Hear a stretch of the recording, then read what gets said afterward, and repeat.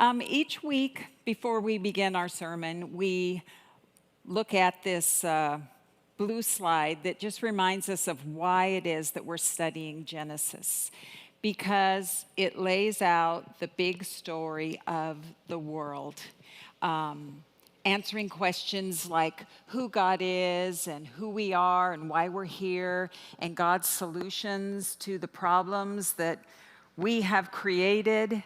In Genesis, we find our identity as human beings and why we live in community. I want to reiterate what Job said. If you're in the habit of watching us online and you have the ability to come and join us in community, it's a good thing.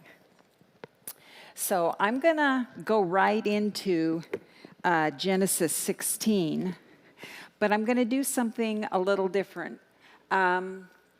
Normally, we ask you to either read along with us or take out your device. Today, I'm going to ask you to just sit back and listen to the story, okay?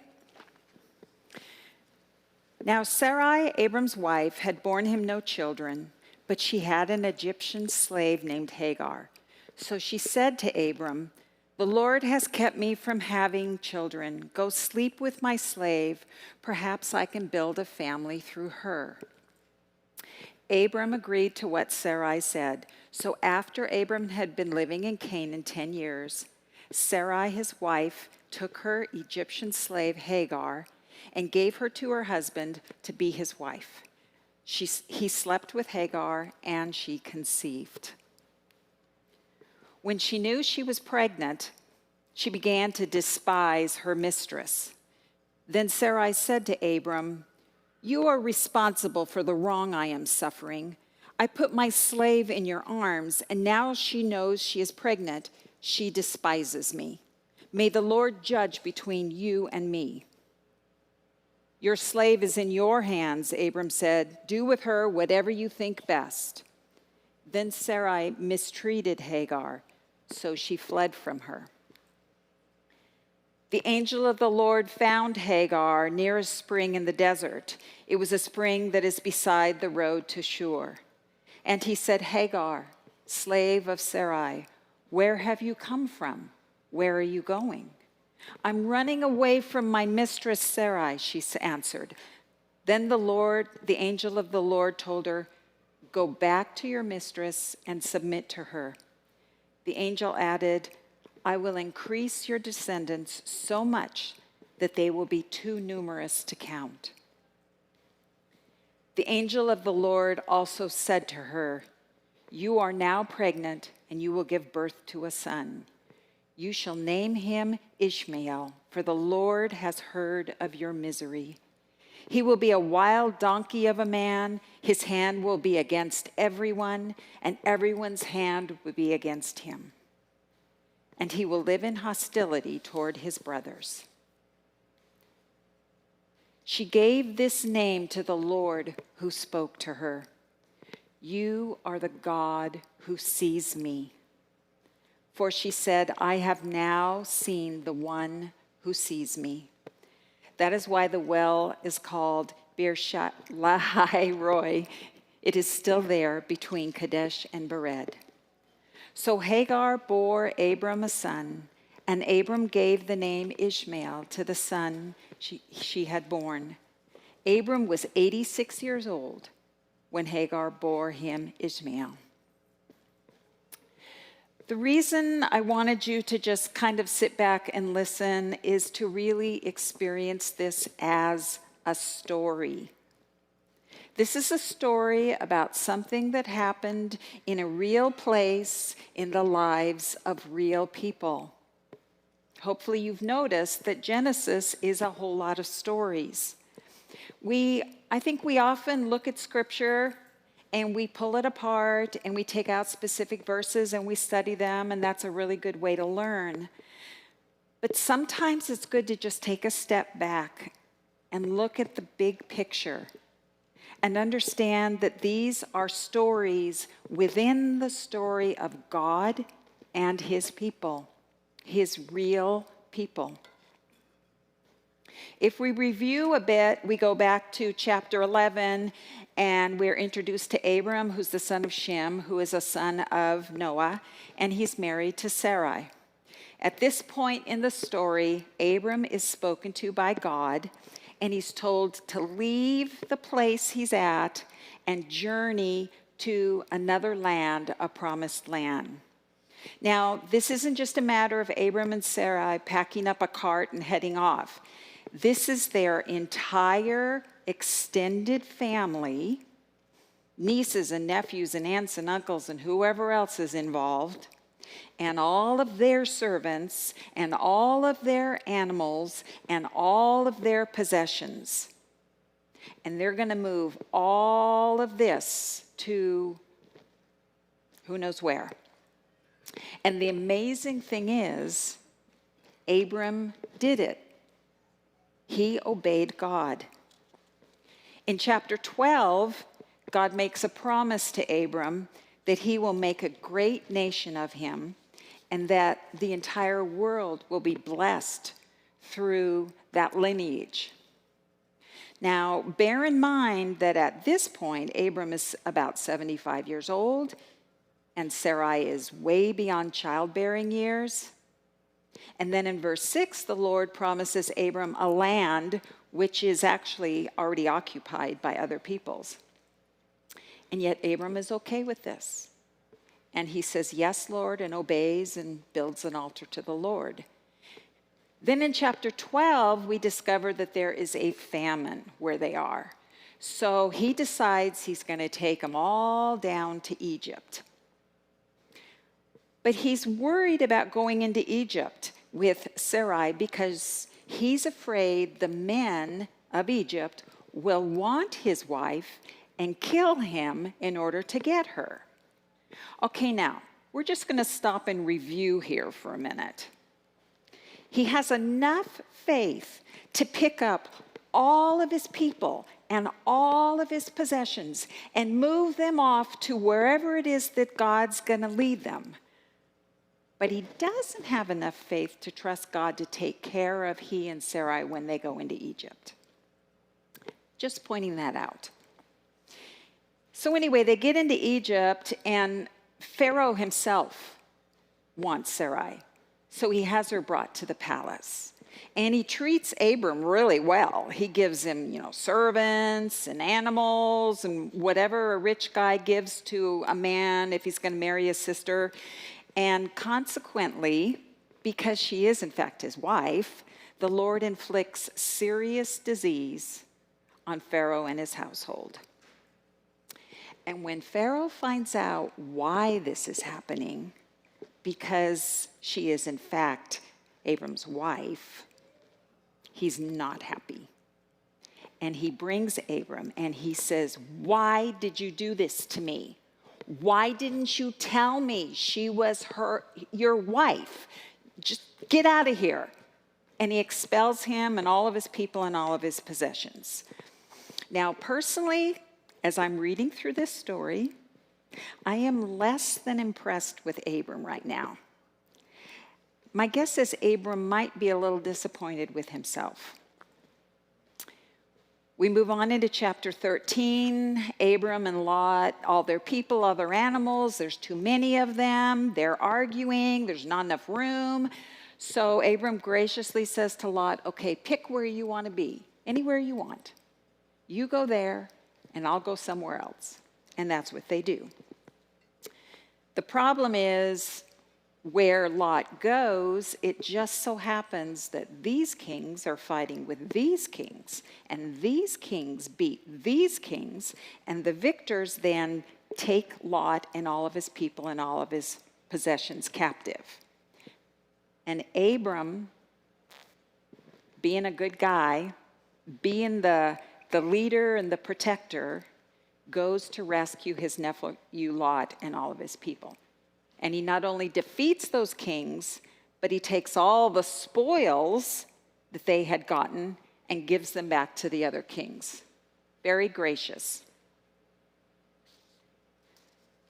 So in my mind, at this point, Abram is kind of redeeming himself. He's becoming the leader that he really needs to be. Again, God speaks of his promise to them that they're going to have children, which in the natural is virtually impossible. And yet in verse 6 it says, Abram believes God. He believes God is going to do this miraculous thing, and God reckons it to him as righteousness. He reckons this belief, this faith, this trust in God to him as righteousness. All right, Abram, you're on the right track. You're doing good, dude. In verse 8, God again tells him that he's going to take him to this promised land and give it to him. And Abram responds with unquestioning faith. Nope. In verse 8, Abram says, Sovereign Lord, how can I know that I will gain possession of it? Let me paraphrase this. Sovereign Lord, how do I really know you're going to do what you said you would do? And to God's credit, he doesn't smack him upside the head and say, Abram, when are you going to learn? Instead, he graciously comes to Abram when he's asleep and gives him a vision to assure him that his word is good, that his solemn promise, which we call the Abrahamic covenant, will come to pass. That's the promise of this promised land. It's the promise of descendants, and it's the promise that these descendants will be blessed, and that, in fact, the whole world will be blessed through these descendants in the form of Jesus Christ. So it looks like God has finally convinced Abram that the word of the Lord is good and true, and that God is faithful. And we come to chapter 16. Now, basically, Abram and Sarai have been promised that they're going to have at least one child. Maybe children, but at least one child so that they can have descendants. And so what do? They decide to take matters into their own hands and try to make it happen themselves, rather than waiting on and trusting God. Now, here's a bit of free advice. It's not a good idea to try to make things happen when God has told you that he is going to do something. Because God is God, God is in control, you are not. And tempting as it may be to try to move things along, this one act of unfaith, shall we call it, of doubt, distrust, maybe just impatience, has affected the whole course of history. It's through Abram and Hagar's son, Ishmael, that the Arab people are born, and eventually Islam. So anyway, Sarai takes this slave woman of hers, Hagar, and she decides that she's going to be the vessel. She's going to be the surrogate mother. Now, they don't live around the corner from a CVS. So they can't just come together and then a couple weeks later go out and get a pregnancy test, right? Back in the day, you didn't know if you were pregnant or not for quite a while, like a couple of months. So chances are entirely possible that this wasn't a one-time event, that Hagar and Abram had to spend some time together before she got pregnant. And Sarai, the one who has been unable to have a child all these years, has to sort of stand by and watch and wait. And then there's Hagar. Hagar's a slave. She has no say in this matter at all. She just has to be doing what she's told. So at the very least, I would say this is a little bit awkward and uncomfortable for everyone involved. And then once Hagar actually gets pregnant, then the problems really begin. Hagar starts to lord it over Sarai. Sarai, who has struggled. Sarah, who has no doubt cried out because of the fact that in her culture, it was a bad thing not to be able to give her husband children. And Hagar comes to Sarai and says, look what I've done. I've done something that you couldn't do. I am special. And Sarai becomes very jealous and resentful, which is not surprising. And she goes to her husband Abram and she says, look what this woman is doing. Look at the way she's treating me. What are you going to do about it? And Abram's response is, deal with it, woman. She's your slave. Just deal with it. So she does. She mistreats Hagar. And we don't know exactly what she did, but we know that it was bad enough that Hagar, pregnant, alone, runs away out into the desert. Remember, Hagar is a foreigner. She's a slave. She was vulnerable. She was powerless. And granted, you could say Hagar kind of started some of this by having a bad attitude towards Sarai, but now she has no one to turn to. And so God, in his compassion and mercy, sends an angel to her. And the angel goes after her and comforts her and gives her this amazing promise regarding her unborn child, that he will also be the father of a nation, and tells her to go back and submit to Sarai, attitude change, and to be taken care of and be someplace where she can safely give birth to her child.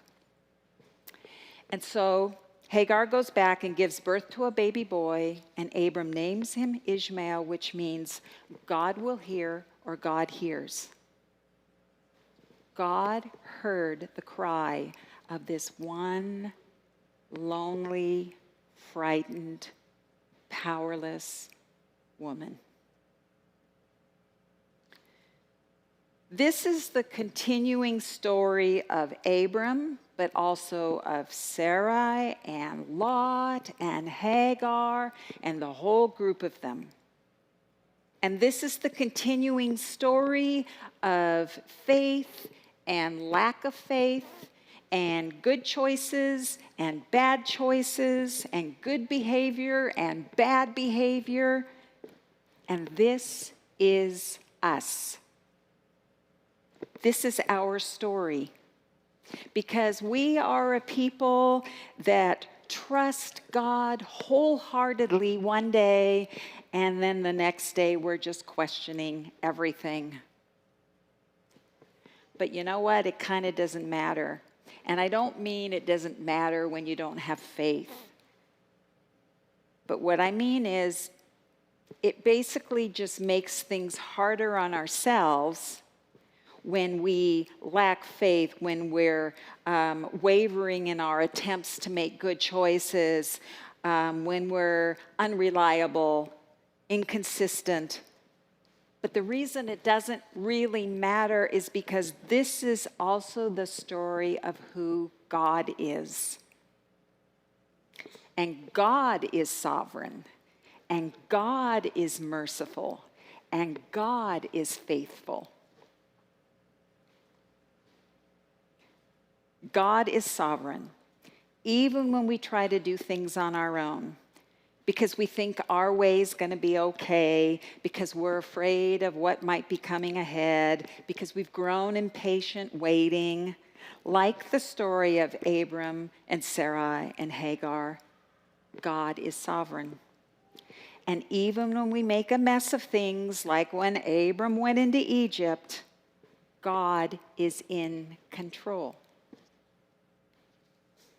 And God is merciful. We mess up, we lose faith, we doubt God, like Abram in Egypt, and Abram questioning God's promised covenant, and Sarai and Hagar and Sarai. But God is merciful and patient and forgiving to each of them and to each of us. And God is faithful. He comes through. Whether it's the simple matter of responding to a single young slave girl alone and afraid, or sending the redemption of all of mankind in the form of Jesus Christ through the lineage of an old man and a barren woman. God is faithful to his word. Throughout our lives, God shows his sovereignty and his mercy and his faithfulness as his promises are fulfilled in his power, in his time. Back in chapter 14, Ryan spoke to us emphasizing the fact that God reigns and God rules. And he asked the question, who are you going to trust? Who are you going to trust? And then last week in chapter 15, Glenn shared about the Abrahamic covenant. And one of the things he said was, the key is to turn to God and hold on.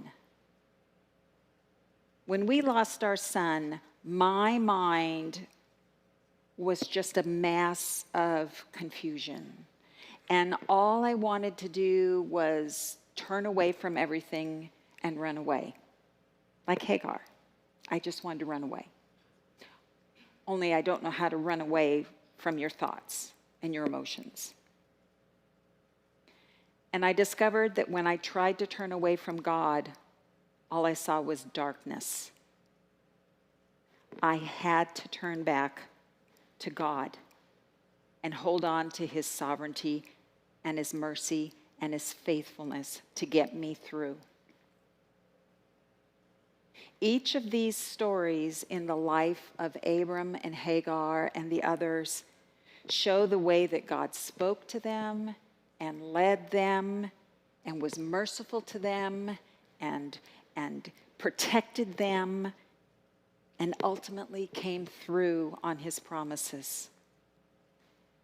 When we go all the way forward to the New Testament and we look in Colossians chapter 1, we see, for he has rescued us from the dominion of darkness and brought us into the kingdom of the Son he loves, in whom we have redemption, the forgiveness of sins. The Son is the image of the invisible God, the firstborn over creation. For in him all things were created, things in heaven and on earth, visible and invisible, whether thrones or powers or rulers or authorities, all things have been created through him and for him. He is before all things, and in him all things hold together. And he is the head of the body, the church. He is the beginning and the firstborn from among the dead, so that in everything he might have supremacy. God is faithful. God is merciful. God is sovereign. I want to ask the prayer team to come up and the worship team. And as we close, I want to ask, do you feel like there's places in your life that you're trying to take control and make your own plans, make a workaround, or maybe not even consult with God. You've come up with your own brilliant ideas of how you should live your life. You're obviously not the first person to do it. We don't have to go very far in Genesis to find that. But when you mess up, when you don't have enough patience or you don't have enough faith, you can go off and beat yourself up for a while. You can go off and feel sorry for yourself.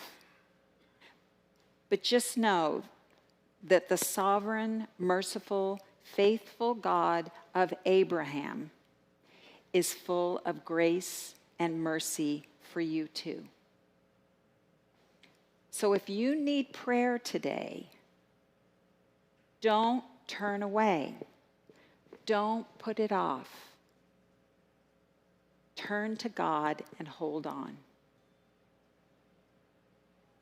We have people that you can pray with, or if there's somebody in the congregation that you trust that you want to turn to, please do that.